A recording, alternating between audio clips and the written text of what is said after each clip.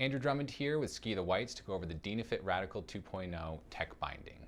There's a few things you want to learn before you start using the binding. Just go over the parts. You have your toe piece here. You've got 2 toe pins that will go into the inserts of your boot. You also have 2 heel pins. You have the brake, and then you have your heel risers. And this all together is your heel tower. And then you have a couple adjustments here, your pin tension value and your heel lateral movement value. We're going to start off and get this ready for uphill mode. So the first thing you'll do is you're going to turn the heel tower to the right.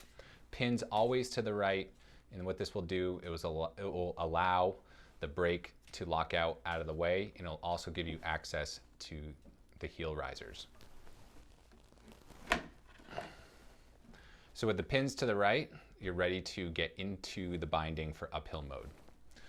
There's a few different toe inserts. These ones in particular, the best way to get in and the easiest way to get in, obviously make sure that these 2 points are clear of snow.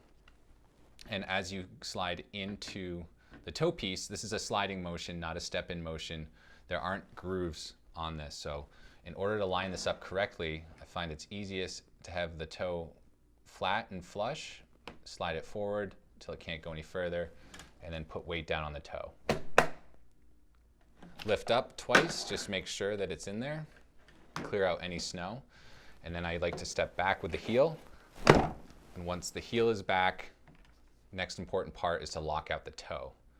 Now this particular model has a couple grooves here, and if you're not completely straight or square, you're not going to be able to lift up as many clicks as possible. And so by lifting this up, you are locking the toe into the binding, almost like a Nordic ski. And when you're going uphill, you don't want the ski to release, so it's important that you have this nice and flush.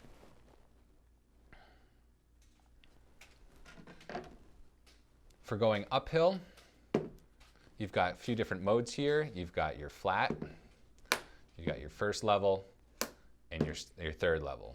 Oftentimes going uphill, I find myself living in this one, but for steeper approaches and setting skin tracks, it's good to use the highest tower. Use whatever is going to be comfortable for you. So when you've reached your transition zone, you're going to step out of the binding, and that happens here with the toe piece.